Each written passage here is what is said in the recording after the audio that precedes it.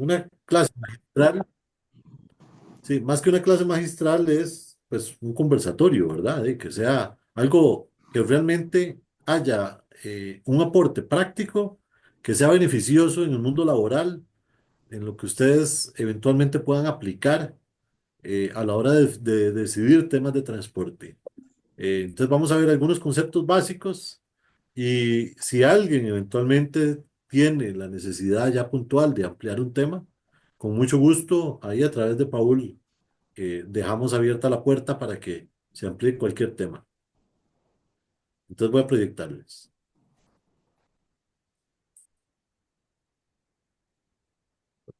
Si encuentro eso.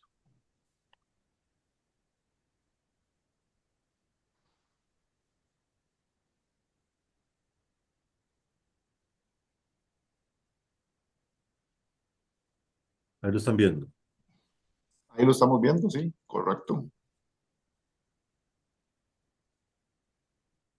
Ok, la idea es hablar un poquito de redes de distribución, eh, pero en transporte local, ¿verdad? Lo que es transporte doméstico.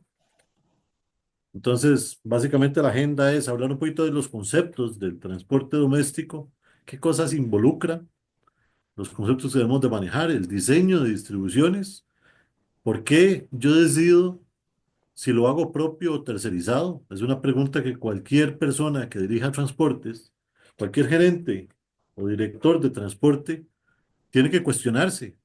¿Por qué las compañías migran a hacerlo tercerizado? ¿O por qué, cuándo es conveniente hacerlo propio?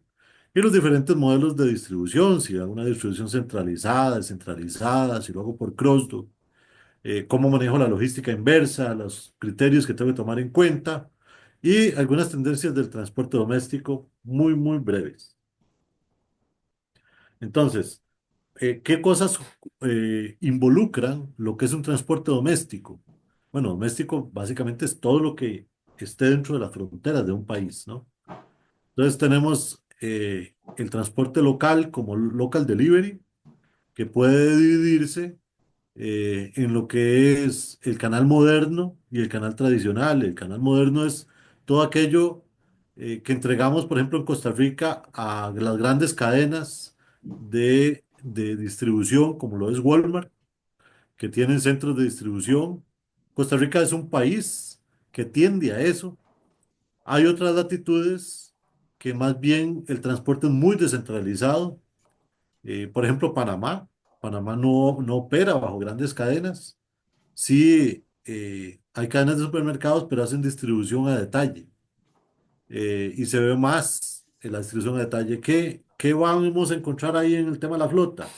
Que un país como Costa Rica vas a ver mucho camión grande, mucho contenedor, mucho furgón. Y en estos países que tienen esos modelos de distribución más desarrollados y menos el canal moderno, vas a ver mucho carro pequeño, camiones pequeños, eh, pickups, etcétera. Luego están los modelos de e-commerce, que básicamente ahí entran todos los courier que hacen servicios de transporte, como por ejemplo Correos de Costa Rica, que se dedica a este servicio. Y bueno, hay operadores logísticos que tienen modelos de e-commerce que lo hacen bajo criterios, bajo estándares de un courier pero personalizado a algunos clientes. Sin embargo, siempre los modelos de e-commerce, digamos, la principal característica es que es comercio electrónico. O sea, es algo donde se compra en una plataforma y que le va a llegar el producto directamente al domicilio, lo que llamamos el B2C, o sea, directamente al domicilio. Y luego los servicios de pick-up o deliveries asociados al transporte internacional, aéreo, marítimo y terrestre. O sea, viene un transporte intermodal y termina con un delivery local o con un pick-up para poder hacer un LTL, un consolidado de carga eh, que va de un país a otro, ¿no? O a un recorrido a varios países. Y luego están los modelos de haulage, que básicamente está el carrier y el merchant. El carrier son servicios en donde un transporte local le hace servicios a una naviera eh, en una ruta específica, y el merchant es a grandes importadores y exportadores de un país, como puede ser un cervecería, un Fifco, un Coca-Cola, FEMSA, o grandes industrias, un IREX en Costa Rica, que tiene una industria de químicos grande, etcétera, en donde son compañías que tienen el músculo para no contratarle lo que traen sus barcos a las navieras, no contratarle el transporte local, sino que ellos mismos se sirven y hacen el servicio de transporte local a través de un tercero que tiene licencia para operar los equipos de un barco. Ok. Ahí podemos sumar otros modelitos, otras cosas, pero eso es lo principal que abarca todo lo que es transporte de carga. Entonces decíamos que si comprar flota o subcontratar la operación, ¿qué era mejor? Hoy en día el transporte representa en los costos logísticos prácticamente el 50% de los costos logísticos de una empresa. Entonces es muy importante en la cadena de suministros. Eh, entonces, esa pregunta, hacerse esa pregunta y poder contestar esa pregunta Ujú. con con data real, que sea verificable, es muy importante y es el reto de cualquier persona que lidere el transporte. Para eso debe considerar ciertas variables. Bueno, primero, ¿cuál es la oferta que hay en la calle? Hay veces que hay compañías que hacen el transporte propio por la simple razón de que no hay un tercero que tenga la expertise para hacerlo. Entonces se ve la necesidad de hacerlo propio. Eso ocurre mucho, por ejemplo, en cadena frío, que hay un mayor riesgo y hay baja oferta de transporte. Entonces, la tendencia en los mercados de Latinoamérica es a que se hace propio. Hay mercados, como el mercado mexicano, que sí tiene grandes operadores de transporte que administran cadena frío con mucha experiencia. Pero en estas latitudes, en Centroamérica, la mayoría del transporte de frío se hace propio por la falta de expertise de los transportistas o la falta de oferta. Eh, la permanencia del requerimiento en el tiempo. Si yo, si mi servicio es un servicio para 6 meses, difícilmente yo voy a ir a comprar un camión para hacer un servicio de 6 meses o de un año. Normalmente en los modelos de costeo de una operación de transporte, las depreciaciones no son a menos de 3 años. Entonces eso nos obliga, si es un proyecto menor, pues a ir a tercerizarlo según la disponibilidad de oferta de equipo. Y luego, bueno, hablamos de la especialización del servicio, los farmacéuticos, por ejemplo, el servicio veterinario, lo que es transporte de químicos o equipo especial.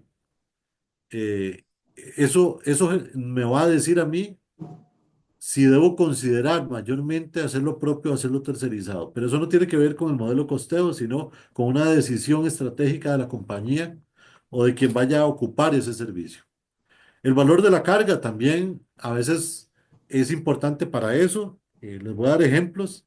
Las compañías de distribución de cigarros como Philip Morris Ujú. eh, son compañías que normalmente hacen este servicio propio y no porque sea más económico, sino porque el transporte de ese tipo de productos se administra como si fuera valores, o sea, como si fuera dinero, por lo delicado que es el producto. Entonces eso hace que muchas de esas compañías tiendan siempre a hacer lo propio. O hay otras que simplemente dicen, mi negocio en realidad es logística. Ocurre mucho con las cerveceras. Las compañías de distribución de cerveza muchas veces nacen distribuyendo licores y productos de este tipo, pero se convierten en monstruos de compañías de logística y su valor agregado está en su cadena de distribución, más que en los productos que distribuye. Entonces, se dedica a comercializar otros productos y la fortaleza que le da a su cadena de distribución es lo que hace que pueda comercializar cualquier tipo de producto de consumo masivo. Una compañía de estas puede ser FIFCO, que opera bajo esos estándares y muchas de las políticas de de sus directivos son basados en esos criterios. Entonces, más o menos por ahí para entender cómo es que funciona. O, por ejemplo, en el transporte de químicos. En el transporte de químicos, depende de los químicos que vaya a manejar, hay muchas restricciones en un país para ser transportados. Y son valoraciones para decir, no lo puedo tercerizar por el nivel de riesgo del producto que voy a manejar. Y luego están aspectos operativos, como por ejemplo el tiempo del proceso, la frecuencia y la distancia. Esos son tres valores eh, importantísimos que son los que me van a decir cómo voy a costear una operación de transporte. Y yo siempre tengo que costear cuánto me cuesta a mí y preferiblemente cuánto le cuesta al tercero, que no es lo mismo. No es lo mismo lo que me cuesta a mí que lo que le cuesta al tercero, porque las variables del tercero pueden ser diferentes y ahorita lo puedo exponer como ejemplo. Si alguien tiene preguntas, bienvenido ahí, don Paul me avisa. Cualquier Entonces, cosa antes, las personas usualmente levantan la mano, como usted está exponiendo, probablemente no vea, pero yo sí veo y te interrumpo un momentito entonces. sí, sí, correcto. Entonces decíamos que los aspectos, las las variables a considerar para un costeo de una operación de transporte es el tiempo, la frecuencia y la distancia. Eh, En la distancia normalmente hay un punto de quiebre. Cuando haces modelos de transporte, y eso se lo regalo como un tips cuando vayan a hacer modelos de costeo, cuando, cuando las operaciones son de más de 250 kilómetros diarios promedio, 250 kilómetros diarios promedio, normalmente el punto de equilibrio empieza a haber un punto de quiebre ahí donde el costo del transporte propio empieza a verse mejor, ¿verdad? Evidentemente no es una regla, es una variable que es una tendencia. ¿Por qué? Porque eh, para nadie es un secreto que lo que se come, el que yo lo haga propio, es que los costos de operación, cuando tengo que hacer una inversión en comprar un equipo nuevo, en pagar un financiamiento, sea un leasing, un financiamiento, en ver una depreciación del equipo, y todos los costos fijos que eso involucra. Cuando yo no tengo una buena productividad, me refiero a alto kilometraje de la unidad de transporte, esos costos se vuelven muy onerosos para la compañía porque el tercerizarlo significa que yo no voy a tener esos costos fijos. O sea, si yo tengo un vehículo detenido, cuando yo saco los costos fijos de esa operación, esos costos los voy a tener ruedo o no ruedo el vehículo. Entonces estamos hablando de que si yo le asigne $100 al costo fijo de un día de un vehículo, si mañana no rueda, esos $100 yo los boté a la basura.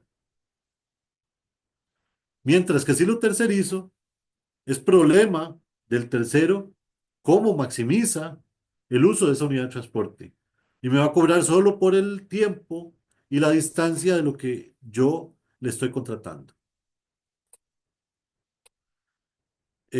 Siguiendo con el mismo ejemplo, aquí hay un pequeño ejemplo de algunos, de la mayoría de costos que yo tengo que considerar cuando estoy hablando de costos fijos y costos variables en un modelo de transporte para determinar los costos de esa operación. Eso es un ejemplo de una distribución en área metropolitana con un máximo de 80 kilómetros de recorrido, eh, en todo el recorrido, en el round trip, y que considera ciertos valores. En costos directos, todos los costos fijos y costos variables. Ahí puse si uno debería de considerar si lo hace con un vehículo de combustión o con un vehículo eléctrico, que ahora más adelante les puedo ampliar un poquito de eso. Pero hoy en día, tener esa consideración es necesario. Nos ha dado, los modelos de transporte nos dan muchas sorpresas a veces en que la gente dice, bueno, estaremos preparados para un mundo de transporte de carga en vehículos eléctricos. Ya hay modelos de transporte que dan muy bien, con mayor rentabilidad para vehículos eléctricos. Eh, un país como Costa Rica, tiene más de 350 puntos de carga distribuidos en todo el país, públicos, en sus rutas principales, y es un país adecuado para este tipo de evaluaciones. Hay países de Latinoamérica que todavía no están preparados para este tipo de modelos, pero Costa Rica sí, Costa Rica estaba preparado. Eh, lo que pasa es que las concesionarias están cobrando muy, muy oneroso, ¿verdad? El costo de los vehículos es altísimo. Entonces, son los que se están llevando la ganancia de entrar en este mundo en muchas ocasiones. Pero bueno, ya entran nuevos competidores, vienen las marcas chinas a buscar cómo posicionarse. Y bueno, son valoraciones que ya tenemos que hacer en el día a día.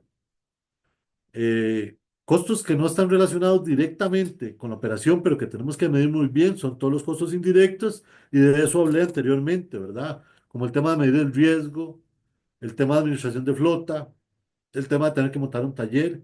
O sea, si yo es solo para un camión o dos camiones, yo no voy a montar un taller. Bueno, tendría que tener un taller de confianza, o tendría que ver a quién contrato que me haga un buen servicio. Normalmente, si es un vehículo nuevo, pues vamos a tener un tema de un plan de mantenimiento asociado a la compra del vehículo. Ese plan de mantenimiento de un vehículo siempre, siempre tiene que ser considerado en el modelo de costeo de la compra del mismo. Eh, Eso es un error típico de muchas compañías, y les voy a dar ejemplos, ejemplos concretos, de mi experiencia. No voy a mencionar marcas, pero sí precios. Le decía, y esto es una anécdota, el año pasado me ocurrió, vamos a valorar una flota de camiones, y un camión cuesta $38.000 y el otro $49.000. La diferencia es importante para la valoración. El de $38.000 es una marca más reconocida en el mercado, más usada, casi que el rate del mercado, ¿va? Y el de 48 es una marca no tan conocida, pero sí, no tan usada, pero sí de una marca reconocida, de trayectoria alemana, para no decir nombres, pero alemana, ¿va? Ya eso dice mucho. Y claro, caro. Cuando yo voy a ver el plan de mantenimiento y veo el vehículo japonés con un plan de mantenimiento X y el vehículo alemán con un plan de mantenimiento Y, al cabo de los 5 años en ese plan de mantenimiento me sale más económico comprar el equipo alemán que en lugar del equipo japonés, ¿verdad? Con el equipo alemán, con mejor marca, etcétera. Yo nunca puedo dejar de lado el plan de mantenimiento, un modelo de costeo de transporte. Andrés, una Sí, pregunta, una pregunta. Digamos, y a la hora de la evaluación de esos modelos, digamos, ¿qué es lo que usualmente sucede? Digamos, está la persona técnica, si se quiere, conocedora de lo que es la parte logística, pero se acompaña uno con algún financiero para hacer este tipo de análisis, ¿verdad? Porque lo que estás sí, diciendo de este ejemplo es bastante ilustrativo, porque tal vez uno sin gran conocimiento financiero hace un análisis en otra dirección, y entonces si complementa realmente el análisis desde el punto de vista operativo y financiero es mucho más rico. sí, claro. No, y de hecho el análisis es un análisis financiero. De hecho, si no te acompañas, siempre tiene que estar validado por el financiero, ¿verdad? Digamos, cuando ya entramos a hacer el business case, el caso de negocio, en donde ya tenés que hacer un flujo efectivo, llevar la inversión a valor presente, hacer un TIR. Entonces son temas que se ven, pues, son temas básicos de finanzas. Tampoco es un financiero, un doctorado en finanzas, pero lo ves en los primeros cursos de finanzas de la universidad. Pero el acompañarse del financiero, es importante. Sí. Eh, ok, otra cosa es la utilidad del transportista. Es muy importante. A la hora de ir a negociar el transporte, si usted no sabe sacar los costos de ese transporte y llega nada más a preguntarle a un transportista cuánto me cobra, pues va perdiendo. La mejor forma de negociar es cuando usted ya sabe cuánto le cuesta a él el servicio, para poder saber cuánto se va a ganar. Y eso hace una diferencia enorme en un proceso de negociación de transporte. Pero bueno, esos son algunos de los conceptos a la derecha que tenemos que tomar en cuenta. El salario de un piloto, normalmente 12 horas es lo que se considera en transporte a la hora de determinar el salario. Pero hay diferentes, depende de las políticas de la compañía, de la rotación, de si es 24/7, etcétera. Eso lo vas a definir ahí. La depreciación del vehículo, si es línea recta, o otros modelos, pero normalmente ese es el más sencillo para hacer un modelo de costeo de transporte. Lo que es derechos de circulación, revisión técnica, impuestos de circulación del país, etcétera. Todo el tema de comunicación, como puede ser el ponerle un GPS, el teléfono o alguna otra herramienta de comunicación. Ahí se pueden meter ayudas a la conducción también, que es muy usado en flotas ya de equipo articulado, de grandes recorridos. Normalmente se meten elementos de ayuda a la conducción, como pueden ser cámaras y otros sensores que se usa mucho. Y el costo financiero, por supuesto, que ahorita vamos a ver un modelito sencillo de un costo financiero, de una inversión. Los posibles viáticos, que siempre tenga el transporte, porque el que diga que el transporte no ocupa viáticos, siempre ocupa, de alguna forma. Es parte de las cosas que a veces ocurren en las compañías que de pronto dicen, no se ocupa, le voy a dar un buen salario. Yo creo que en este tipo de negocios hay que ponerle el nombre a las cosas. Y una cosa es salario y otra cosa son gastos del servicio que va a ejecutar. El seguro de la carga, el seguro del vehículo, perdón. Y ahí no está el seguro de la carga, pero es muy importante. Y lo voy a mencionar de esta manera. En transporte, cuando usted asume en un transporte, asume el riesgo de ese transporte y siempre tiene que considerar el seguro como transportista. Entonces, para los dueños de las cargas, algunos dueños de cargas dicen, bueno, es que yo tengo seguro. Sí, le va a cubrir el seguro de su carga, pero hay un tema de responsabilidad del transportista eh, que el seguro suyo, si es usted el dueño de la carga, le va a aplicar el derecho de subrogación que tienen las aseguradoras por ir a reclamarle al transportista. Entonces, el transportista siempre va a considerar el seguro de esa carga, aunque usted tenga, digamos, el dueño de la carga tenga seguro. ¿Por qué? Porque puede venir un reclamo de la aseguradora del dueño de la carga. Y por otro lado, desde el punto de vista de jurisprudencia en transporte, a nivel mundial, esto es a nivel mundial, nunca, nunca un transportista ha ganado un juicio que tenga que ver con un daño de carga en donde estaba bajo su responsabilidad el transportar la carga de un punto A a un punto B. ¿Por qué? Porque esa responsabilidad no se cede. Viene inherente a el contrato de servicio. Así sea un contrato de servicio verbal o escrito, es inherente al contrato la responsabilidad de la carga y por tanto el seguro de esta. Luego el otro tema es el combustible, uno de los más sensibles. Y yo tengo que proyectar en el tiempo el combustible, depende del contrato, si lo voy a hacer un contrato de largo plazo, si vamos a tener revisiones periódicas del costo del combustible o no, si estas revisiones van a ser semestrales, anuales. Hay compañías que dicen que era un precio por 2 años fijo. Bueno, hay que proyectar el combustible porque es una variable muy importante. Y luego el mantenimiento, que hay que diferenciar entre lo preventivo y correctivo. Cuando hacemos la inversión de un vehículo nuevo, el mantenimiento preventivo es lo que les decía que el concesionario que vende los vehículos va a meterte en el modelo, pero el correctivo no está ahí.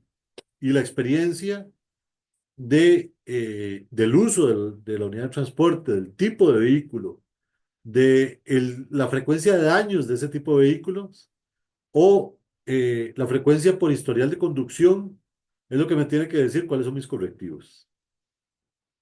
Si lleva caja de seguridad, si lleva alguna estantería o lo que llamamos cajas lecheras o alguna de las herramientas, todas las herramientas que ocupe para brindar ese servicio o algunos otros costos indirectos. Todo eso son costos fijos y del servicio, excepto el mantenimiento y el combustible.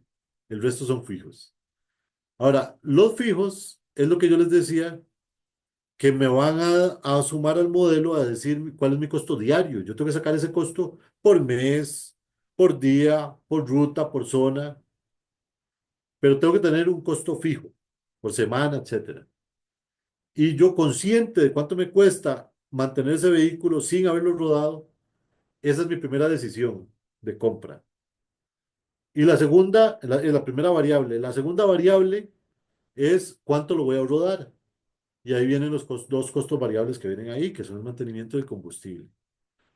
Mantenimiento y combustible por rodaje, o sea, por kilómetros, y el otro por tiempo.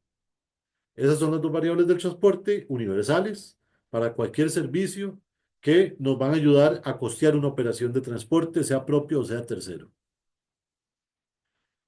Siguiendo con el mismo tema de compra Andrés, flow. una preguntita adicional, devuélvete ahí un toque, porfa. Básicamente estás poniendo ahí que la utilidad del transportista lo define la oferta y la demanda, lo cual es bastante claro. La pregunta que quería hacerte es, digamos, ¿qué tan difícil es, digamos, conseguir transporte en este momento? Y qué cuidado tiene que tener uno, ¿verdad? Porque también si uno los aprieta demasiado, los transportistas probablemente le jalen a uno, no sé, un par de meses y luego se van. Sí, Entonces, digamos, correcto. ese balance entre ceder un poquito uno y tener, digamos, un transportista a largo plazo versus eventualmente estar cambiando, ¿cómo lo han manejado, digamos? Sí, vamos a ver. Los transportistas, vamos a ver, hay una alta rotación de transportistas. Ahora, usted tiene que tener un contrato de servicio que le garantice lo que le va a hacer, ¿verdad? Pero hay una realidad del mercado y es que en el mundo del transporte la rotación es alta. No, no, no permanecen mucho tiempo en una sola compañía. Hay excepciones. Hay excepciones de gente que dice, queda 20, 30 años haciendo una operación. Y lo más importante es que usted a la hora de hacer este modelo sepa que esto es un ganar-ganar. Que si usted trata de comerse al transportista en el tiempo, es comerse la gallina de los huevos de oro, ¿va? Entonces se va a quedar sin transportista y se va a quedar sin transporte. Y va a tener que ir a migrar a un modelo propio. Eh, pero ese tema de oferta y demanda, solo con cotizaciones, buscar en el mercado y habiendo tenido el precio, usted puede sacar una licitación privada, puede hacer este, un concurso de ofertas, puede hacer una subasta de transporte para al final determinar quién es su mejor transportista y siempre tener una base de datos robusta porque casarse con uno a veces cuesta mucho. Sí. No sé si respondí a tu pregunta. Listo, listo, Andrés, gracias, adelante. ¿Compro flota y cómo lo evalúo? Esto es parte de lo mismo que ya vimos arriba. Nada más que arriba, aquí estábamos hablando costo financiero. Voy a poner un puntero. Entonces aquí decíamos costo financiero, simplemente estamos viendo un valor. Pero ¿cómo determino el costo financiero?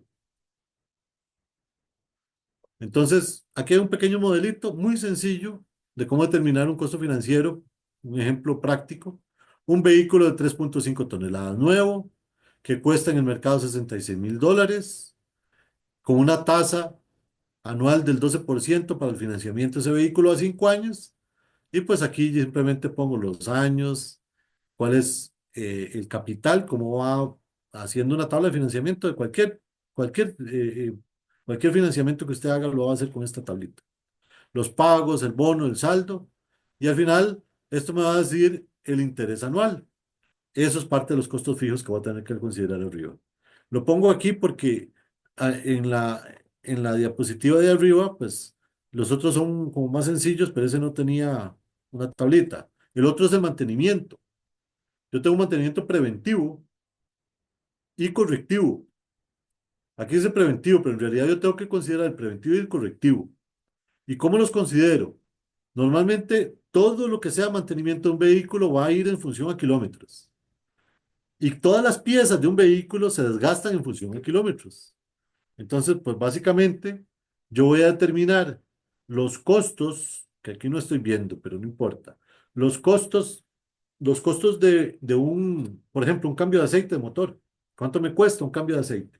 ¿Y para cuántos kilómetros es? Y de acuerdo a esas dos variables, yo voy a sacar un costo por kilómetro de ese cambio de aceite. Igual es un overhaul de un vehículo, o un cambio de un embriague, un cambio de radiador, el sistema eléctrico requiere mantenimiento, las baterías, las llantas vienen para un kilometraje específico que a mí me va a decir cuál es el rendimiento por kilómetro. Porque al final, cuando yo sumo todos esos costos por kilómetro, ya yo voy a tener cuál es mi costo de mantenimiento por kilómetro de un vehículo. Y ya con eso, con esa variable, con el financiamiento y el costo del combustible, que también se saca por kilómetro, el costo del combustible. Bueno, la concesionaria siempre va a decir cuánto es el consumo de ese vehículo, pero también juega el lugar donde estamos. Por ejemplo, Costa Rica es una zona, digamos, que tiene mucha montaña, y entonces los rendimientos no siempre son iguales. El rendimiento que indica el fabricante al rendimiento verdadero del vehículo ya en carretera. Y lo otro es la conducción. Usted puede tener una flota de 20 vehículos iguales, mismo año, pone 20 conductores y los 20 vehículos no tienen el mismo rendimiento porque todos los conductores manejan distinto. Pero bueno, hay una media, qué sé yo, para un vehículo articulado de 8, un contenedor, la media del mercado está en 8 kilómetros por galón. Eh, para un vehículo de estos, como ese que está ahí de 3,5 toneladas, anda entre 18 a 20 kilómetros por galón. Esa es la media del mercado, de cómo funciona. Otro factor a tomar en cuenta es si yo voy a si yo voy a hacerlo con un vehículo eléctrico, bueno, entonces el combustible ya lo dejo de lado. Y viene un tema de la capacidad del vehículo en cuanto a la carga de la batería, eh, el tema de la tarifa de consumo de kilowatts por hora, de donde yo voy a cargar ese vehículo. Si el lugar donde lo voy a cargar tiene tarifa residencial o tarifa comercial, eso me va a pesar. Si los horarios donde los voy a cargar, hay una diferenciación en tarifa del consumo de electricidad del lugar donde lo voy a cargar. Eh, Luego, ¿cuánto es el consumo por batería, digamos, por carga? Qué sé yo, un recorrido por carga, 200 kilómetros, 400 kilómetros, etcétera. Entonces, de acuerdo a esas variables, yo voy sumando a decir, ¿me sirve o no me sirve hacerlo con vehículo eléctrico? ¿Cuántas horas de carga ocupo? Si el vehículo es de carga rápida o no. Al final, ¿por qué lo pongo? Porque al final voy a sacar un costo por kilómetro. Entonces, si ven, el costo del mantenimiento va por kilómetro y el costo del combustible o el costo del consumo eléctrico va por kilómetro. Siempre tengo que sacarlo por kilómetro para poder ir a sacar mi modelo costeo. En experiencias, por ejemplo, ahora que hay vehículos eléctricos en el mercado, hay pocos en realidad. En Costa Rica es donde menos hay, del mercado de Latinoamérica casi. Y a pesar de que hay pocos ofreciendo en el mercado vehículos de carga, pero es el lugar donde más puntos de carga hay, irónicamente, ¿va? Este, pues resulta que eh, hice un modelo de estos y me daba que los costos, nosotros usamos mucho el concepto de ruteo en transporte en Costa Rica. O sea, que son estas compañías que hacen ruteo, me refiero a ir entregando de pulpería en pulpería, pequeños negocios, ¿verdad? Eh, y me dio que los modelos de vehículos eléctricos ya están llegando a servir para ese tipo de servicio. ¿Por qué? Porque vea ese ejemplo, recorre 200 kilómetros, digamos, una carga le recorre 200 kilómetros. En una distribución de área metropolitana no vas a recorrer nunca más de 150 kilómetros. Entonces, ya viene una de las cosas que era una limitación en el transporte antes para optar por carga eléctrica, y viene y se elimina ese problema. Lo otro es la durabilidad de las baterías en cantidad de cargas. Hoy en día ya eso da para muchos kilómetros, para muchas cargas. Entonces te llega a los niveles de el promedio de vida útil de un vehículo de combustión. Y ya con esas dos variables y sabiendo el consumo eléctrico que tiene, si tiene alguna ventaja o no, donde lo voy a cargar, ya yo puedo decir si me es o no me es conveniente eh, entrar con un modelo de vehículo eléctrico. Pero quería dejarles estas tres cositas relacionadas a la tabla anterior, Aquí como hay para una que vean. pregunta, Sí, Andrés de Florence, perdón. sí, adelante. Hola, buenas noches, don Buenas Andrés, noches. mucho gusto. Gusto. Una consulta, el tema de la vida útil del vehículo también es un indicador que consideran. Sí, claro. Siempre es necesario en el momento de la depreciación y esto va a depender de las políticas de las compañías. La mayoría de compañías tiran estos tipos de modelo de costeo a 5 años de vida útil del vehículo y le dan un valor de rescate al vehículo a los 5 años. Ahora, ¿cómo puede usted valorar eso? Usted busca en el mercado ese tipo de vehículos con una antigüedad de 5 años y ese normalmente va a ser el promedio de valor de rescate. Pero los vehículos se deprecian normalmente el primer año un 20% y 10% por año, los vehículos de carga. Claro, eh, hago la salvedad de que eso es el vehículo de combustión.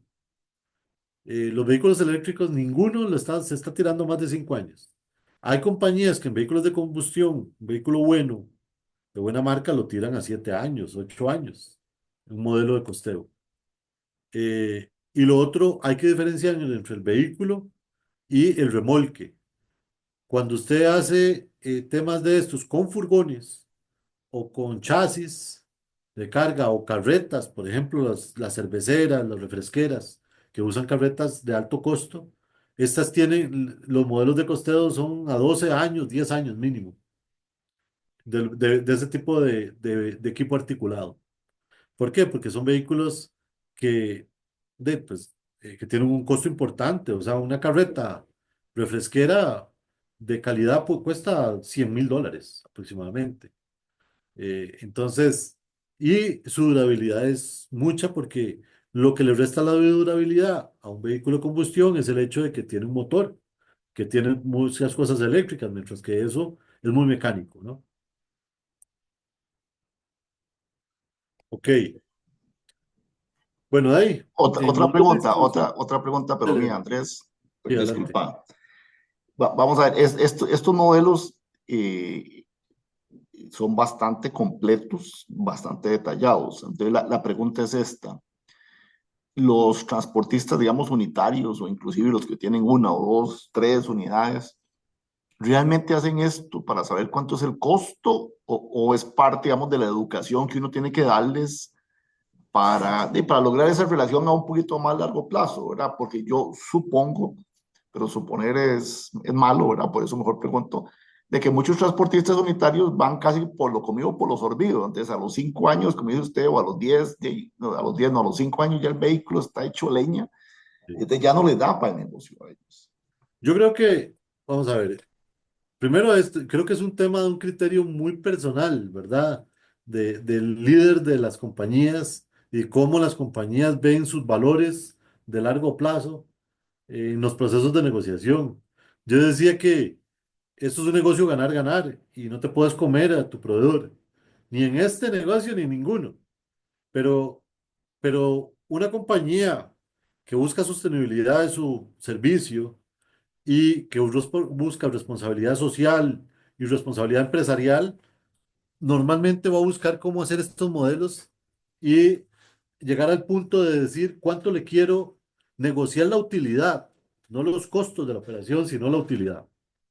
Eso es lo ideal. ¿verdad? ¿Cuánto es lo que te vas a ganar a libro abierto?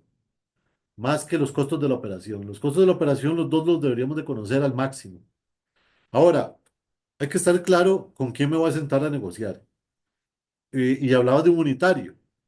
Yo me he dado sorpresas que un unitario, lejos de enseñarle, me enseña, ¿verdad? Pero también hay gente que no tiene ni el expertise ni el interés en conocer este tipo de cosas, ¿verdad? Y de pronto lo único que ve es cuánto me voy a ganar.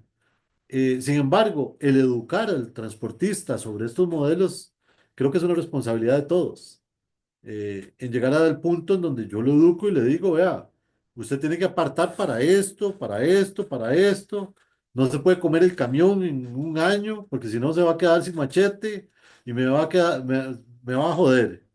Entonces, basado en eso y la transparencia, puede ser un negocio de crecimiento para ambos y de durabilidad, ¿no?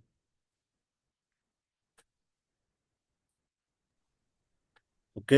En modelos de distribución, bueno, para nadie es un secreto que después de pandemia se aceleró todo el cambio en el tema de paquetería y prácticamente más del 80% de las ventas hoy en día se hacen con este tipo de modelos. Hoy en día nadie va, es más, ya ni en un supermercado va, todo el mundo compra en línea. Todo eso se hace en línea. Entonces ese es un negocio que va y el mundo va hacia eso y va a seguir. O sea, hace 20 años, más, estoy hablando de hace, sí, hace 20 años, nos decían algunos expertos en logística que el mundo venía hacia eso. Lo que pasa es que algunos dijimos, bueno, quién sabe cuándo ya será un boom. El hecho de que entró pandemia aceleró enormemente ese proceso, por lo menos lo aceleró unos 5 años, y hoy en día es una realidad. Eh, y en momentos de esos es donde surge la creatividad y hay que estar preparados. Preparados tanto para recibir el servicio, para cambiar los modelos, como para ofrecerlo. Depende de en qué lado esté, si en el lado del cliente o el lado del proveedor. Eh, las operaciones de grandes volúmenes se siguen centralizando. Vemos un Amazon con todas sus operaciones centralizadas, vemos a un Merz que ahora no solo trabaja barcos, sino se metió a ser operador logístico, el operador logístico más grande del planeta, abarcando temas que no tienen que ver con barcos y que quiere competir con grandes de la industria como un Amazon. A un Walmart que quiere competir con un Amazon. Y todos esos son modelos centralizados que buscan atender un mercado mundial bajo un modelo de paquetería al final. Eh, y para nadie es un secreto también que el transporte sigue siendo el gran protagonista en toda la cadena de valor de las compañías. ¿Por qué? Porque representa, y lo decía al inicio, representa aproximadamente el 50% de los costos de logística en las compañías. Eso depende en qué ramo esté. No es lo mismo distribuir papel higiénico que teléfonos celulares. Los costos de logística son relativamente despreciables para el tema de celulares, pero muy significativos para el tema del papel higiénico. Y algo muy importante es que la minería de datos sigue siendo la clave fundamental para la administración del transporte, tanto para definir los modelos, qué modelo voy a usar, cuál es el adecuado para mi negocio, y para los temas de agentes de inteligencia artificial que llegaron para quedarse. ¿Por qué digo eso? Ya el mundo cambió. El mundo cambió y hoy en día hablar de inteligencia artificial es como cuando se creó, bueno, tal vez no cuando se creó, no, sino cuando fue mundial el Internet y de pronto ya desaparecieron las bibliotecas y hoy en día el Internet es para uso para todo se usa. Igual la inteligencia artificial llegó para quedarse y hacer eso. La vamos a aplicar en nuestra vida diaria y el transporte no es una excepción. Tenemos que vernos como que es algo que nos vino a apoyar y tenemos que incorporarlo a todos nuestros modelos de negocio. Hoy en día, ese es el consejo, esa es parte de. Ok, hablando de modelos de distribución, hablábamos de nosotros de que existía distribución centralizada, descentralizada, por crossdock. Entonces, la centralizada es para grandes volúmenes, de bajo costo. Estábamos hablando ahora del papel higiénico. Eso es si usted va a distribuir papel higiénico, usted no lo hace en un modelo de paquetería. Nadie pide un papel higiénico por paquetería. Bueno, aunque ahora MPM hasta eso distribuye. Pero sí, el costo es oneroso para el tipo de producto. Y descentralizada, productos de alto valor. Tal vez me adelanté con el ejemplo, ¿verdad? Pero es parte de. Y en el crossdock es aprovechar algo que ya existe. O sea, las redes de distribución existentes hay que aprovecharlas. ¿Para qué? Para que tengamos alta eficiencia a bajo costo. Entonces, un modelo de crossdock siempre es necesario considerarlo cuando yo puedo compartir las cargas. Hay compañías que dicen, es que yo no comparto mi carga porque es mi competencia, la que va en ese camión. Eh, Eso hoy en día, pues es un pensamiento, bueno, ya creo que nadie lo tiene, pero lo escuché hace algunos años.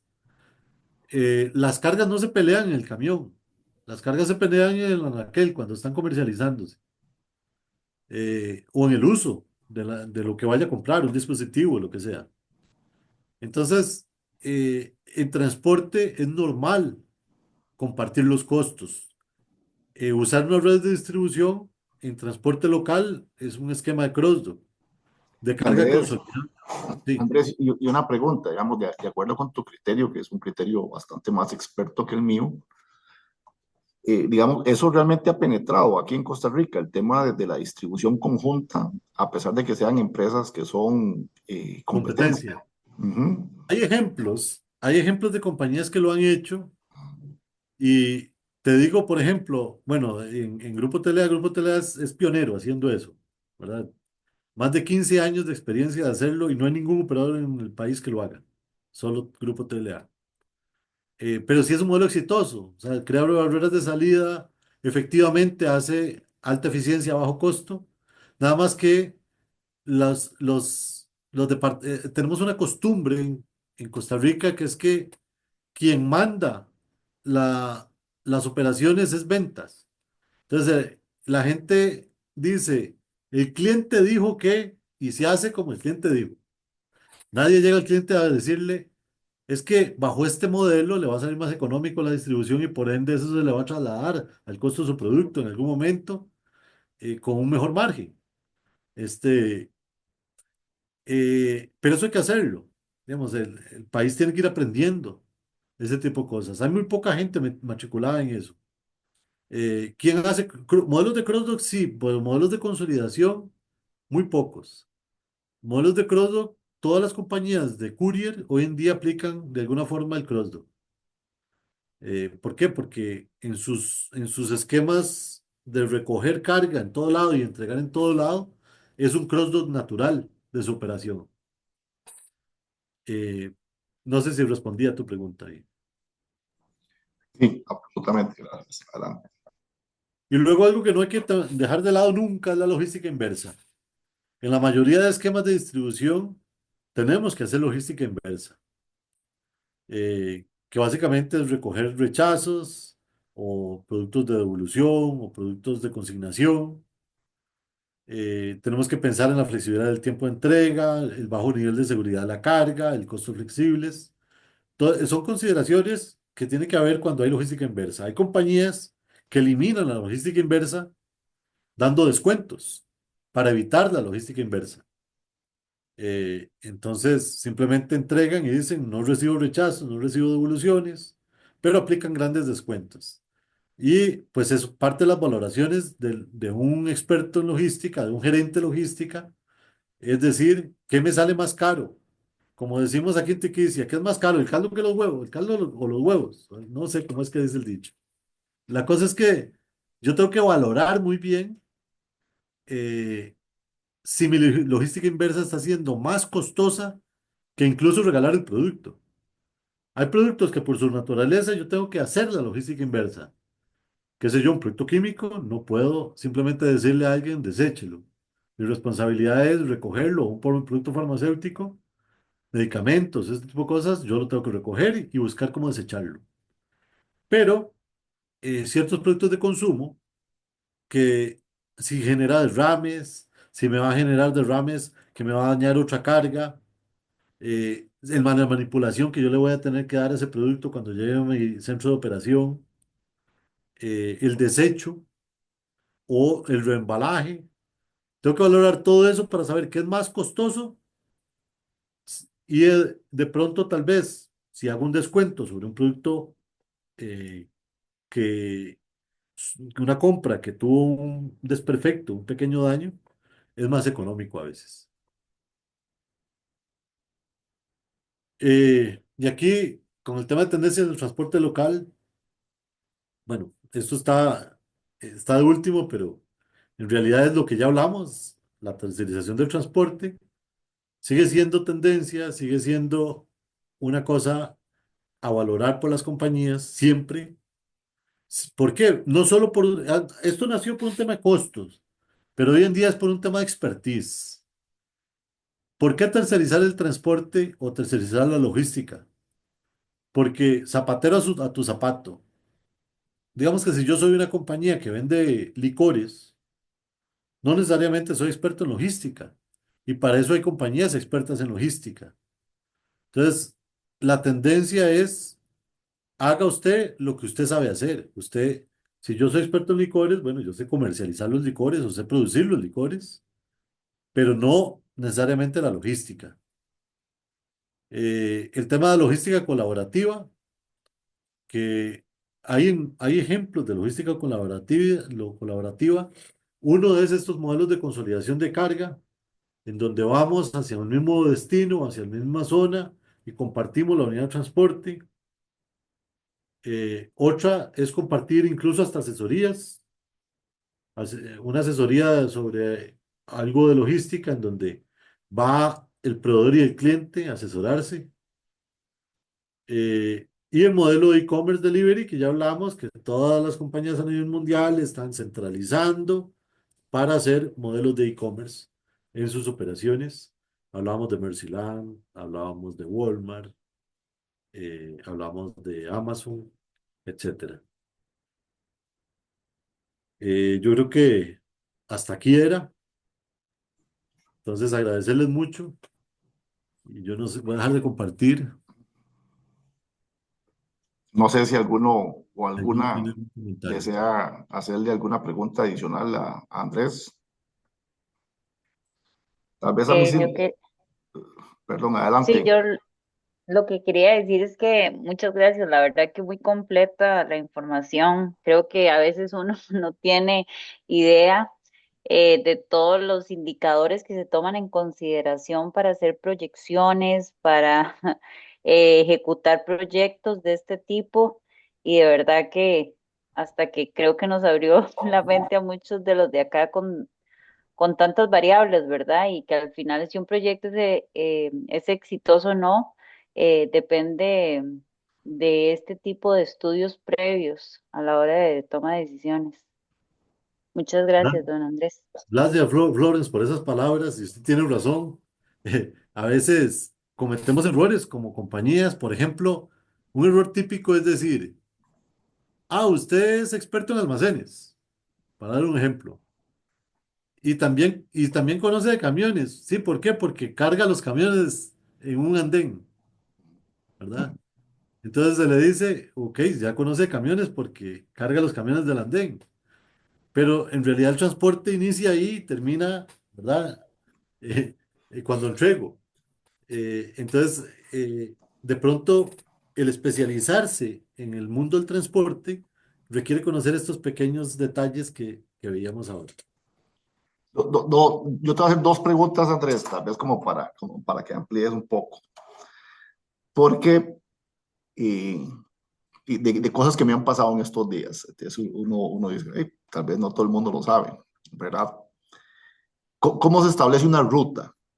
¿Verdad? ¿Cómo se establece una ruta? Y número dos, ¿cómo se carga el camión? Muy bien, sí. Bueno, primero el tema de la ruta, vamos a ver, ¿qué variables voy a tomar en cuenta para diseñar yo una ruta? eh, el tipo de, digamos, el volumen de carga que hay que distribuir. Esa es la base de la ruta. Y en función a tiempo. Entonces yo puedo hacer diferentes diseños de ruta y probarlos. Le voy a dar un ejemplo. Yo lo que tengo que valorar primero es cuál es la variable que me hace la ruta crítica, por decirlo de alguna manera, no sé si estoy usando el término correcto, pero la Ujú. ruta crítica de esa ruta. Ya estoy redondeando de esa ruta, ¿va? Sí, sí. Eh, ¿A qué me refiero? Si yo distribuyo, eh, qué sé yo, siguiendo con el ejemplo de los teléfonos, si distribuyo teléfonos celulares en un radio de 30, 40 kilómetros, posiblemente voy a tener la capacidad de entregar hasta 60 o 40 teléfonos. O sea, hacer 40 visitas.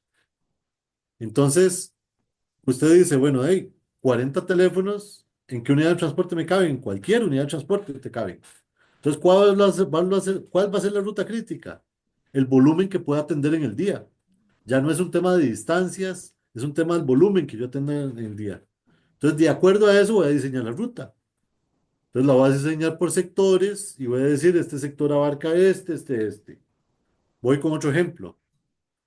Lo que tengo que distribuir es papel higiénico en gran volumen, siguiendo los dos ejemplos que estaba haciendo, pero es a todo el país, en gran volumen. Entonces, lo que va a mandar son los volúmenes de compra, porque la limitante va a ser el tamaño de la unidad de transporte, el tamaño máximo. Entonces, yo voy y valoro y digo, bueno, el servicio es a Pérez Celedón. Bueno, ¿cuál es la capacidad de atención que tiene ese destinatario? No, ahí no entran furgones, ahí solo Ujú. entran camiones. ¿Por qué? Porque la altura donde voy a descargar no permite que yo descargue en un furgón. Entonces, ¿qué tengo que valorar? Lo más crítico para mí es el tamaño de la unidad de transporte. Entonces, yo digo, bueno, por la capacidad que tengo de entrega, voy a hacer un solo cliente, porque solo con un cliente lleno el camión. O de pronto digo, no, es que ahí sí entran furgones, pero ese cliente no me pide el tamaño de un furgón, me pide el tamaño de un camión. Bueno, de pronto ya tengo capacidad para entrar con otro cliente, entonces ya llevo dos y lo convierto en un reparto. Entonces ya puedo diseñar un reparto de distribución. Entonces ya puedo decir, voy con un furgón, con un reparto de distribución y voy a visitar varios clientes, no solo uno. Y eso es una ruta que se llame reparto. La otra se puede llamar un solo cliente o un punto a punto, ¿verdad? La otra, eh, centralizada, la que estamos hablando centralizada, es un esquema como de los de ruteo. Entonces, yo lo diseño por zona. Ujú. Ujú. Eh, o puedo decir, no, es que puedo llevar múltiples clientes en una unidad de gran tamaño y puedo hacer una ruta no de un día, sino de varios días. ¿Verdad? Entonces, tomo en cuenta estas variables y lleno la unidad de transporte. A la hora de valorar, yo puedo ir y decir, ¿qué me es más económico? ¿Mandar un camión grande a hacer una ruta de varios días o mandar dos camiones pequeños a hacer una ruta de un solo día? Y tengo que correr los modelos, ver cuál es más económico. En el primero va a ir un solo piloto que le cuesta 2 días con más consumo de combustible para un camión grande que vale más. Y en el segundo, dos vehículos que cuestan menos, que su costo fijo por día es menor, pero va a tener dos pilotos y va a tener dos combustibles asociados al rodaje de esos vehículos. Y al final, con eso diseña la ruta. Y otra pregunta que le parece, Perdona, porque te respondí una de las dos preguntas, la otra no, ya se me olvidó cuál era. sí, te iba a decir, porque a pesar de que te parezca increíble, Andrés, ¿en qué orden carga uno la carga dentro del Ah, camión, mae? sí, el orden lógico es el orden inverso a la distribución, ¿verdad? O sea, si yo ando con un reparto de distribución de 40 clientes, Normalmente hay herramientas para diseñar eso, que son los optimizadores de ruta que hay en el mercado. Digamos, hay muchas herramientas de optimización de rutas hoy en día que para grandes, por ejemplo, alguien como una cervecería o una empresa de refrescos, usa normalmente optimizadores de rutas. Y el optimizador de rutas le diseña de acuerdo a geolocalización eh, y de acuerdo a una ruta lógica que usted le diga, usted lo tiene que programar, pero usted le tiene que decir, va a ir en orden inverso, entregando del más lejano al más cercano, o va a ir en orden del más cercano al más, del más lejano al más cercano, o del más cercano al más lejano, depende lo que usted le diseñe. Pero el optimizador le va a decir, ok, si usted lo va a atender, como decir, de origen a destino final, del más cerca al más lejano, entonces el vehículo va a tener que ser cargado del más lejano al más cercano. ¿Sí me explico? Ujú, ujú. Sí. Es como básico. Sí, es como básico, pero por eso te lo pregunté, porque un día de estos llegué donde un cliente y entonces él me decía, "Mae, pero ¿por qué en cada punto tienen que bajar y subir tantas veces la carga? Me lo están manipulando mucho". Entonces llegábamos y claro, es que lo estaban cargando como por producto, no por punto de entrega. Entonces en cada punto de entrega, Andrés, era una manipulación grande de los productos, obviamente con el consecuente daño, el tiempo y todo el asunto. Entonces uno dice, esto es como lógico, pero lo que pasa es que en Sí. este tipo de cosas tal vez la lógica no aplica Sin tanto. embargo, ese tiene que ver con los modelos de alisto, ¿verdad? Porque yo tengo Ujú. que saber a dónde me es más económico el alisto, si en el camión o en la bodega. Correcto. Entonces, si cuando yo hago esa valoración, y normalmente eso ocurre en los modelos de ruteo, los modelos de ruteo le alistan consolidado y usted alista el pedido del cliente en el camión. Cuando alista el pedido del cliente en el camión, que son la mayoría de modelos de ruteo, eh, pues ahí ya el orden de carga no importa porque lo cargas por producto. Normalmente usas una puerta lateral o dejas un pasillo en el camión, usas estantería, ese tipo de cosas para poder alistar en el camión, ¿verdad? Pero si tu modelo económico te permite hacer alistos en la bodega y llevar la carga lista en el camión, que normalmente ese modelo también hace un menor aprovechamiento de la unidad de transporte, depende de lo que Correcto. vayas a listar.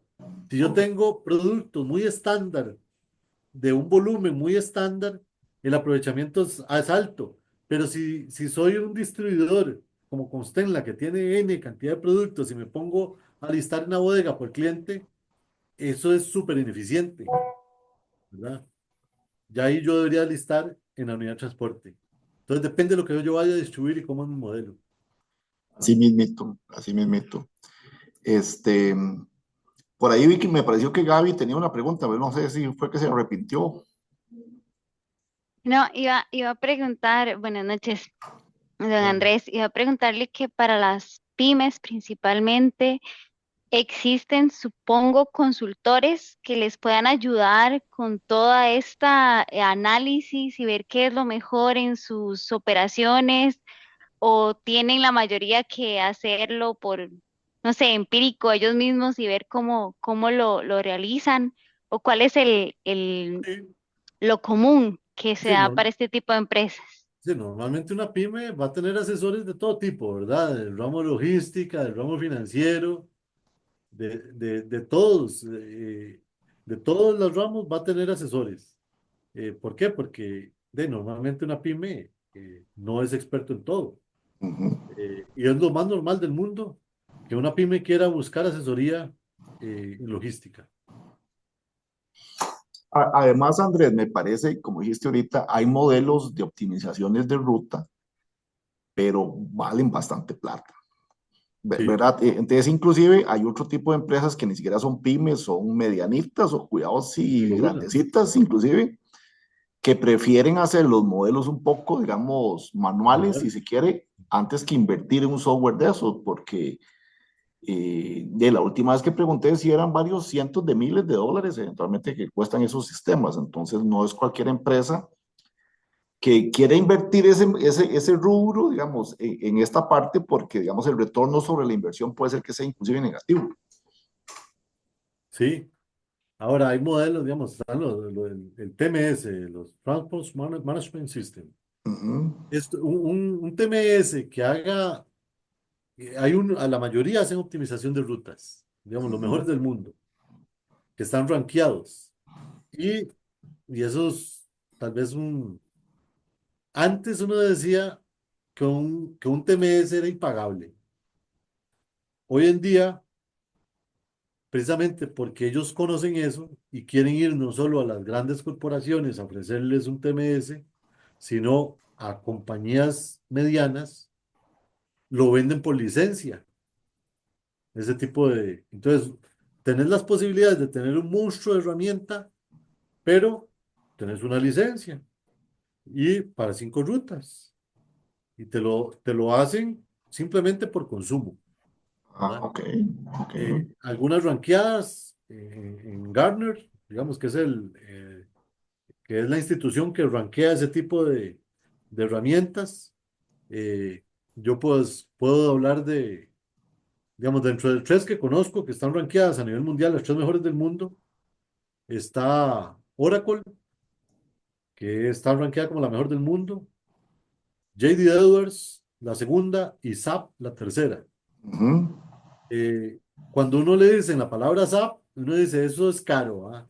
ujú. Pero, por ejemplo, la de Oracle migró a tener todo en nube y a hacerlo por consumo. Entonces, puedes diseñar 5 rutas con una herramienta 5 estrellas de nivel mundial y administrar toda tu operación con 5 rutas. Ah, eso no lo sabía yo, qué interesante. Sí. Ujú, ujú. Si ahí tengo el contacto de la persona, Y se ahí lo puedo yo le digo al contacto ese que la comisión se la pague a usted, mae, porque usted le dio el contacto, No, bueno, pero no, muy era, interesante porque lo que estás diciendo es muy válido, o sea, al final eso es una inversión, digamos, la compañía hace una inversión grande para desarrollar el software, pero al final lo va a vender por pedacitos, no lo vende por pedazos grandes, sino por pedacitos y al final muchos se benefician. Qué sí, interesante eso. Ujú, porque ellos se dieron cuenta la necesidad de masificar la herramienta, correcto, de antes era exclusiva de las 500 compañías más importantes del mundo y hoy en día puede ser masificado. correcto, correcto. Y otra pregunta, Andrés, digamos, este, yo ahora trabajo, digamos, en una compañía que vende carros, ¿verdad? Entonces, no quiero decir que vender carros sea malo, ¿verdad? Más bien es bueno vender carros, pero digamos, ¿qué impacto está teniendo esto del tema de las presas, ¿verdad? Porque, bueno, creo que todos somos conscientes de que realmente el tema vehicular se ha estado complicando bastante. Digamos, ¿qué impacto has visto vos, digamos, en los temas? Por ejemplo, digamos, aquí o en Ciudad de Guatemala, que vos conoces bastante Ciudad de Guatemala, digamos, ¿qué impacto está teniendo, digamos, el tema de las presas sobre la duración de entrega de las rutas? Nosotros, y lo voy a decir en términos de costos, Latinoamérica es sumamente caro la logística. No competimos en logísticas de otras latitudes. ¿Por qué? Porque históricamente lo que ha desarrollado muchos países ha sido el tren, por ejemplo, Ujú, que es un medio de transporte bajo costo, de mucha inversión, pero de bajo costo para el transporte a lo largo del tiempo. Entonces, vemos a un México, por ejemplo, que usa mucho el ferroviario, el transporte de carga, o ya países desarrollados, sí, Estados Unidos ni se diga, Europa, el transporte de carga, la mayor, o sea, lo que más se mueve en transporte de carga es ferroviario. ujú, Y tenemos Latinoamérica con deficiencias enormes. Costa Rica ni tren tiene ya. ujú, Eh, Guatemala, muy escaso. De hecho, el tren en Guatemala es hasta la frontera de Tecún. Ahí recoge la carga de México y ahí se vuelve en transporte en vehículos de carga. Eh, Eso por un lado. Entonces, a nivel de costos de logística, el costo del transporte en nuestros países es muy elevado. No compite con otras ujú, latitudes. Y aparte de eso, por las distancias. Un vehículo de carga, para dar un ejemplo de alguien cerca, digamos que es México, que recorre, digamos, en un tránsito internacional desde Laredo hasta Ciudad Hidalgo, o sea, recorriendo todo México, recorre 2.100 kilómetros.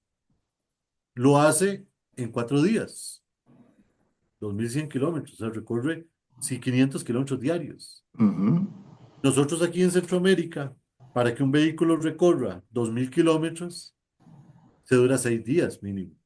¿Por qué? ujú, Porque tiene que pasar N cantidad de fronteras, 4 fronteras, y detenerse en todas las fronteras.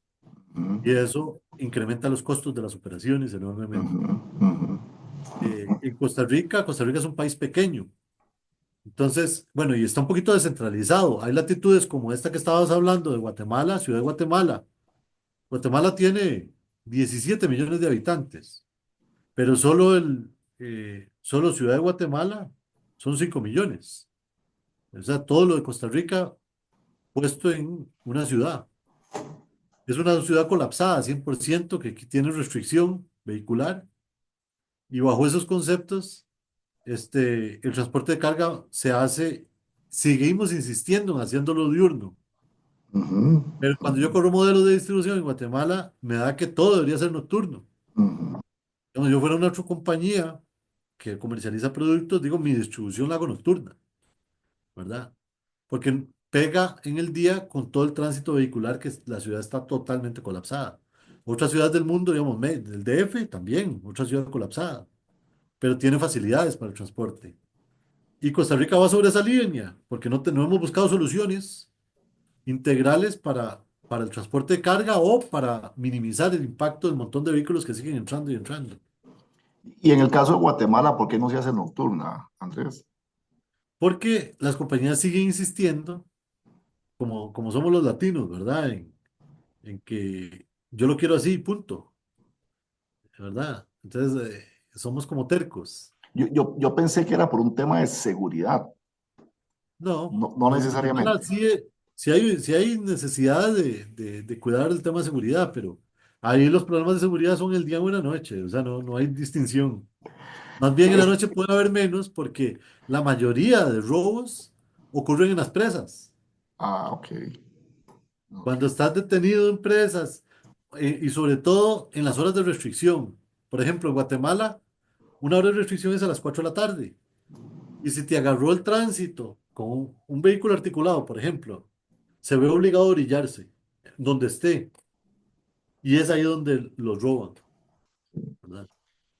Te hacía la pregunta porque, eh, digamos, uno dice que uno trabaja en logística, pero a la hora, por ejemplo, de diseñar una ruta o, digamos, de localizar un centro de distribución, que hace unos 15 días estuvimos hablando, digamos, de dónde se localiza un centro de distribución, El centroide. exactamente el centroide, tiene que tomar en cuenta otras variables, ¿verdad? En este caso, digamos, por ejemplo, el tema de la seguridad.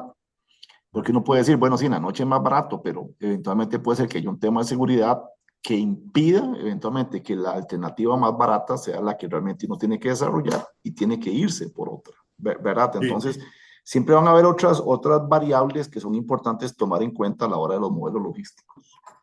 sí, bueno, gracias por ese comentario. Yo creo y yo siempre lo digo, usted puede tener el mejor modelo, pero si la seguridad falla, todo falla. Eso Es es lo así. primero a considerar. Eso es así. Y lo otro que te iba a preguntar, Andrés, perdona que te quitemos tanto tiempo, es, ya dijiste que los vehículos eléctricos no han penetrado mucho el mercado costarricense, ¿verdad? Yo que como te digo que trabajo en una empresa que vende vehículos, sí estamos viendo, digamos, un aumento importante en vehículos eléctricos. Sí. No así, Vehículos digamos, de en carga, no. camiones, no así en camiones. Pero lo que yo he estado viendo es que tal vez es una etapa, ¿verdad? Primero la gente va a comprar su vehículo eléctrico, va a ganar cierta confianza y a partir de ahí tal vez va a dar el salto, digamos, a comprar un camión de carga. Vos, digamos, ¿cómo lo ves el tema? Sí, vamos a ver. Costa Rica definitivamente es el país que de toda la región de Centroamérica, por ejemplo, es el país que tiene la flota eléctrica más grande que existe en este momento, ¿ah? Pero cuando hablo de promoción de vehículos de carga, es porque vas a Panamá, vas a Guatemala, vas a El Salvador, y te sacan 5 o 7 modelos de vehículos de carga eléctricos para un mismo fin, Ujú. una concesionaria. Mientras que aquí en Costa Rica le dicen, tengo el modelo uno y si quiere cualquier otro, por encargo a 6 meses, ¿verdad? La mayoría de concesionarias. Entonces, no están promocionando al nivel que lo está haciendo las otras latitudes en la región, ¿verdad? Ujú. Más, sin embargo, las otras latitudes no tienen la flota vehicular eléctrica que tiene Costa Rica, ninguno, ¿verdad? Ujú. Ok. Buenísimo, buenísimo, buenísimo. No, no sé si alguien quiere hacerle alguna otra pregunta, Andrés.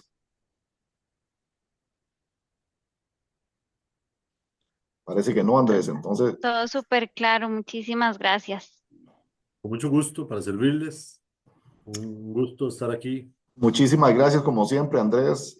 De siempre hay cosas que varían, que cambian, ¿verdad? Entonces, es muy importante mantenerse uno al tanto porque el conocimiento se tiene, pero las herramientas cambian, ¿verdad? Entonces tiene que estarse uno actualizando para poder ser competitivo, ¿verdad? Al final del día, de las empresas o la mayoría de las empresas van a seguir compitiendo por costo. Entonces, si no se mantiene uno actualizado, va perdiendo competitividad. Así que muchísimas gracias, Andrés. De verdad que sí. Con mucho gusto para servirles. Bueno, hasta luego. Pura vida, muchas gracias. Hasta luego, gracias. Buenas Gracias. noches. Gracias.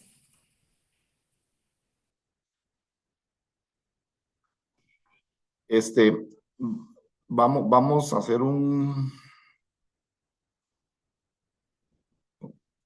voy a revisar un momentito cómo está el calendario, como para que todos estemos claros, ¿verdad? De hoy en ocho, si el señor lo permite, estaría presentando el grupo de logística verde, ¿verdad? Si estamos todos alineados. Sí, profe. Sí, Sí, correcto. señor. Sí, ok, magnífico. Bien.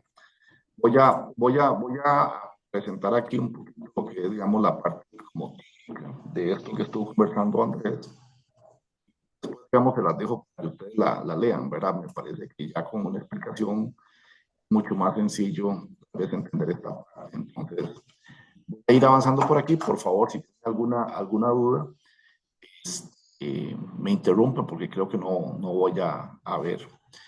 Entonces, lo que es la parte de la red de distribución, recuerden que al final estamos viendo, digamos, lo que es la red de transporte, que es todo lo que es la parte de transporte internacional, pasa aduanas y luego llega digamos, al país. Y a partir de ahí, dentro del país, empieza lo que es la red de distribución, que esa red de distribución, si se quiere, tiene dos nodos grandes. Uno es dónde está el centro de distribución y otro es de qué forma voy a hacer yo para, saliendo ahí del centro de distribución, hacer las entregas en los diferentes puntos de venta o donde están mis clientes. Ahora que Andrés hablaba del tema del TMS que se está, digamos, mercadeando por licencia, me parece algo bien importante porque en algunas experiencias laborales que yo he tenido, no se hicieron inversiones en un TMS porque eran realmente bastante altas.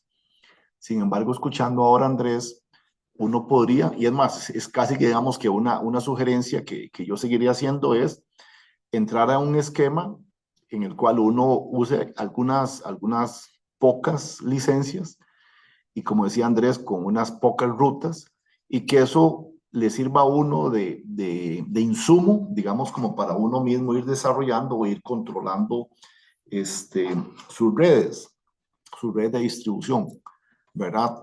Adicionalmente, apoyándose con lo que es la parte del GPS y todas las demás herramientas que sí siempre han existido para uno poder hacer un uso adecuado del sistema, por un lado, pero también ir logrando optimizar la ruta de entrega, porque como bien lo puso Andrés ahí, el costo de la distribución en este momento, él puso un 50%, que es de acuerdo con su experiencia, ¿verdad?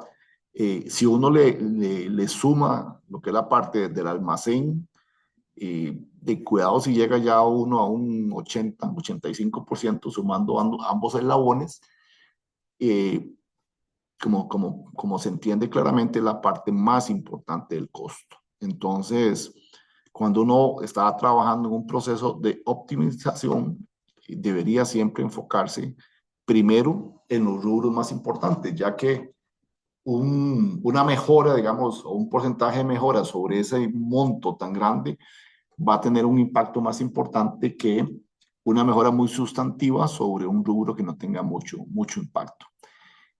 Y digamos, quise preguntarle el tema de cómo se cargaban los camiones, porque a pesar de que uno tal vez piensa que las operaciones se manejan con alguna lógica, no necesariamente es así. Muchas veces es porque una persona lo dijo y tal vez otros no quieren cuestionar a esa persona.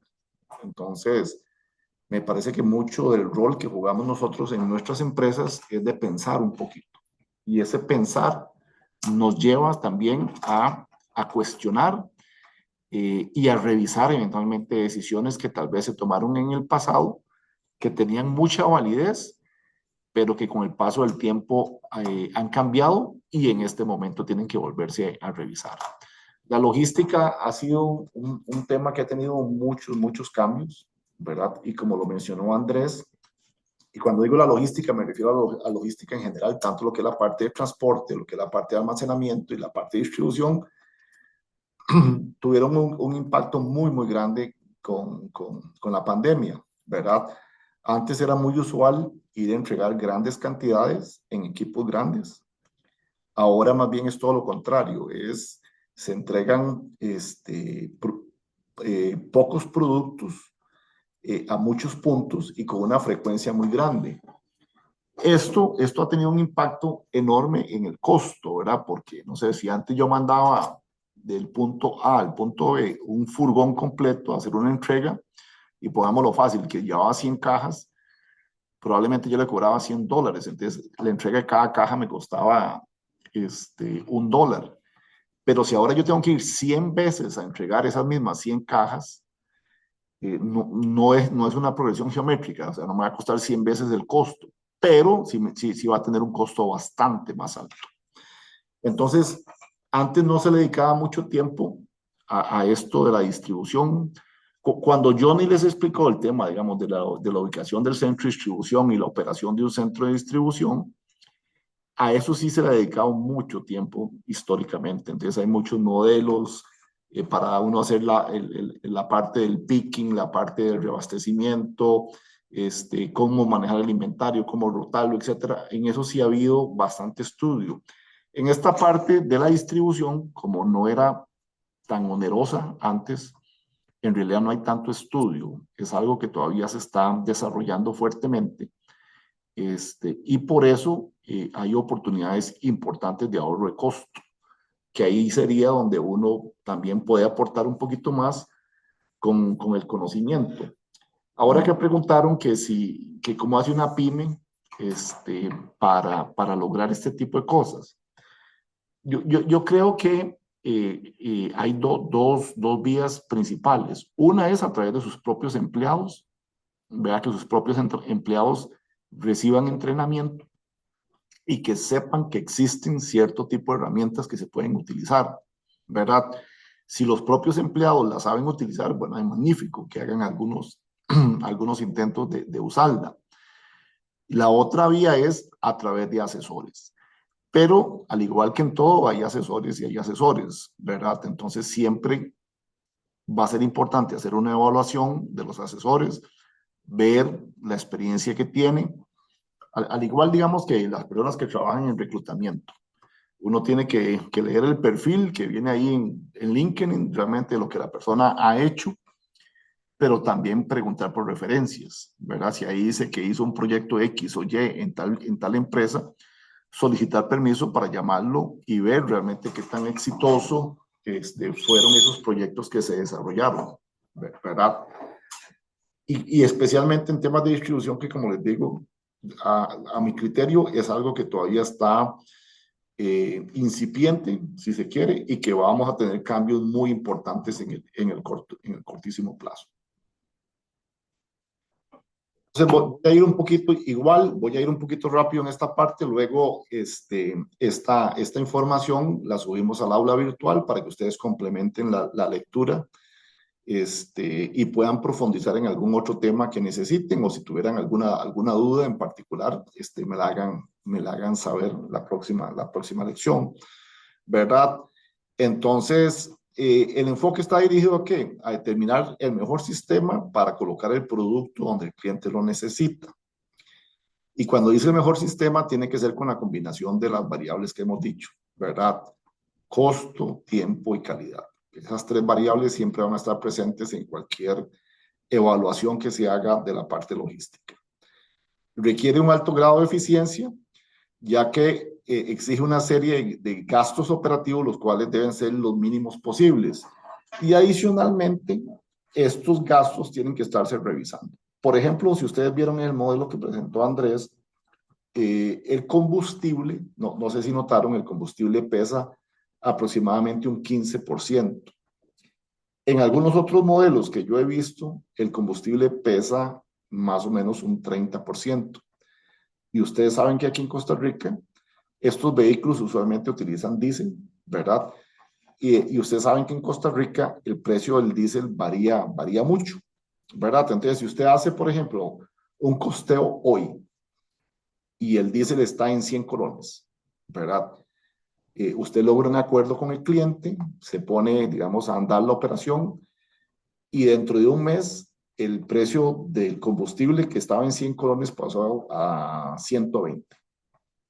Eso va a tener un impacto enorme, digamos, en su costo, ¿verdad? Porque si el combustible pesa un 30% y tuvo una variación de un 20%, al final eso va a tener un impacto importante. Si usted no le está dando seguimiento a eso, puede ser que pase mucho tiempo hasta que usted se dé cuenta que lo que usted había modelado cambió y que está siendo beneficioso para usted. Me he encontrado aquí y en otros lugares tarifas eventualmente de distribución que tienen años de no revisarse, ¿verdad? Con impactos tan importantes como el precio del combustible y con el impacto, digamos, del tipo de cambio. Entonces, tal vez en algún momento se hizo una negociación que era rentable para la empresa, pero conforme pasa el tiempo hay, digamos, variaciones en estos temas que hacen que el modelo empiece a ser ruinoso, ¿verdad? Que uno empieza a perder dinero, pero si uno no lo está revisando, no se da cuenta que eso está sucediendo. Por eso siempre va a ser importante, en cualquier modelo, ¿verdad? En cualquier operación, estar revisando los indicadores, ¿verdad? Para uno saber si las cosas realmente están funcionando como uno las modeló o si tiene que hacer alguna variación. Algo que también mencionó Andrés, muy importante, debe ajustarse a las características del producto y del mercado. Ya mencionó él, por ejemplo, el caso, digamos, de los químicos, el caso, digamos, de la cadena de frío, que son tal vez de lo más extremo, pero, por ejemplo, tal vez en otro tipo de productos que son más comunes, hay que cumplir citas. Por ejemplo, bueno, no sé si en el caso de, tal vez ahí me sopla Rolando, yo sé que Rolando no trabaja en el centro de distribución, pero tal vez Rolando me sopla. En muchas de las cadenas grandes de, de supermercados, ahora las entregas son con cita. Y si usted no llega a la cita, puede ser que pierda eventualmente la entrega o se la tengan que reprogramar para otro día. Entonces, si tengo la cita hoy a las 10 de la noche y no llegué y me la programan para mañana, yo al final voy a tener que hacer 2 fletes para hacer esa misma entrega. Entonces, el costo se me va a duplicar por un ingreso que es el mismo, ¿verdad? Entonces, no sé, Rolando, si usted en automercado tiene conocimiento que sea por cita la cosa, cómo lo manejan. Sí, profe, correcto. Bueno, de hecho sí trabajo en el centro de distribución, pero en la parte de cadena de abastecimiento, pero sí he trabajado en la parte del almacén como tal, y sí, de hecho en recibo de mercadería se trabaja por cita.